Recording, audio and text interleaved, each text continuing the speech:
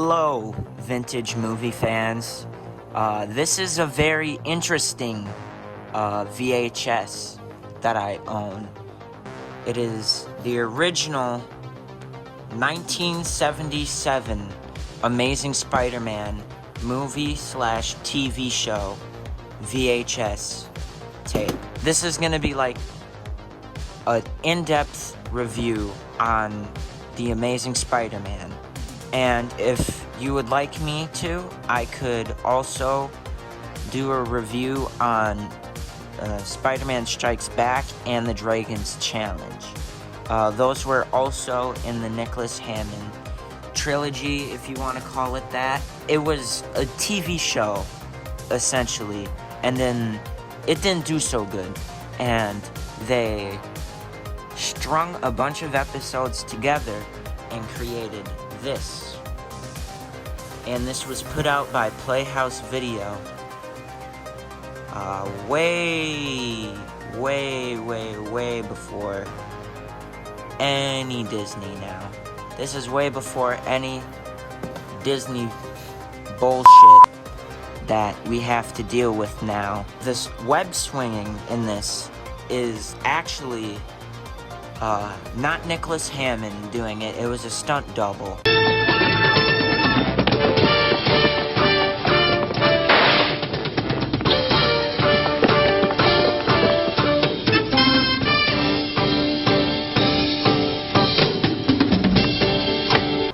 But a stunt double actually swinging rope from the streets, actually. And I'm not sure if it was actually him swinging or if it was like a special vest with like a rope on it. But I'm pretty sure it's actually him holding onto a rope and swinging from the sky. And if you can see right there in that picture, here's a better picture of it. But they actually had him climbing on walls with a wire.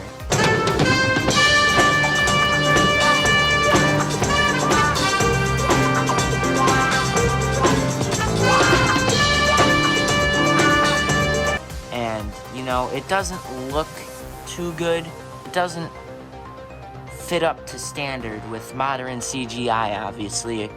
But even back then, they could have figured out something a little better, because in the '66 Adam West show, they had him crawling up, like, on the side of the wall. But it was just them standing on a platform. They could have done something very similar with this, but, you know, it's not too bad. And another complaint from me on this is the lack of original Spider-Man characters from the actual comics.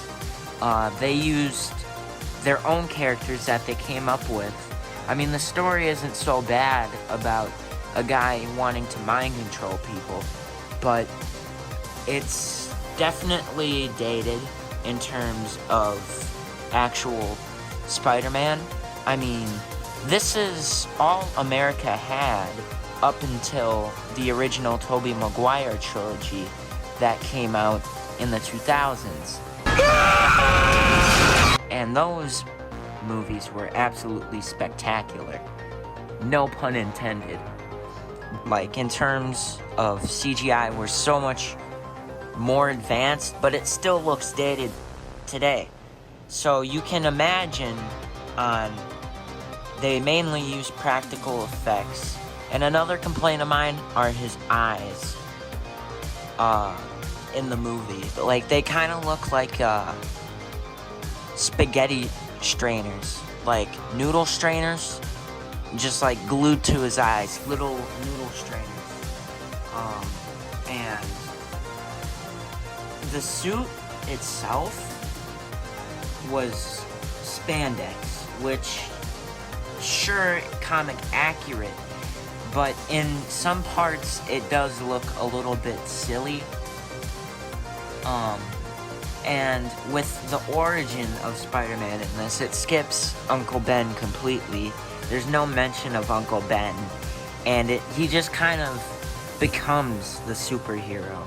Like, it doesn't, like, there's not really, like, something that happens to make him want to be Spider-Man or have the responsibility to be Spider-Man.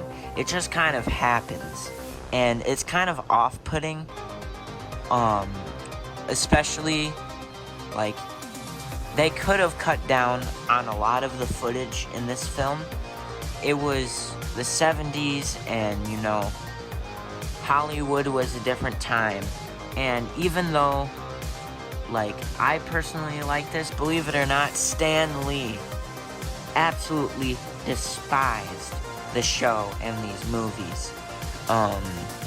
Only because they were trying to appeal to adults and, like, teenagers. It's kind of like the $6 Million Man vibe kind of going on with this film. If you know what the $6 Million Man is, I'm sure all you guys know who $6 Million Man is. I don't really feel like I have to explain who the $6 Million Man is. It's a classic show.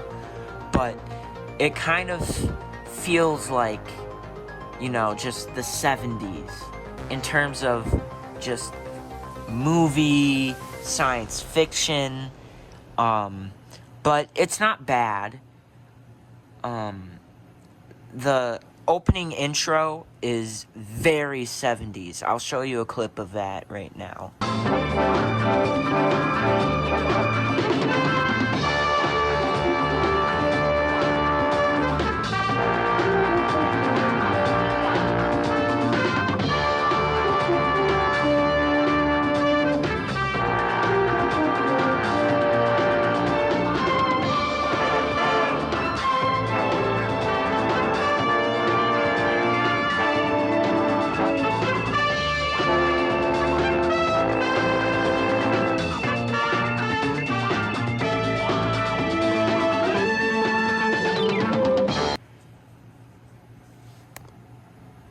But it is very dated in its time. Not saying it's bad, but it's very, very dated.